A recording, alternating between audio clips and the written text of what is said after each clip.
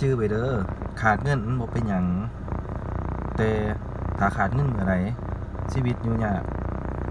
ถ้าขาดเงินอาจนอนบ่หลับถ้าขาดเงินเมื่อไหร่ชีวิตอยู่บ่ไหลก็คือต้องกินต้องอยากถ้าเจ็บเป็นต้องเข้าห้องหมอดังนั้นควรมีเงินก่อนถ้ามีเงินแล้วเฮ็ดหยังก็สบายเฮ็ดหยังก็นอนหลับไปหันไปนี่ก็สะดวกดังนั้นเพิ่นว่าเงินเป็นสิ่งจำเป็นเงินเป็นสิ่งที่ต้องหามาเพื่อในการดำรงชีวิตเพื่อเฮ็ดให้ชีวิตดีขึ้นดังนั้นต้องมีเงิน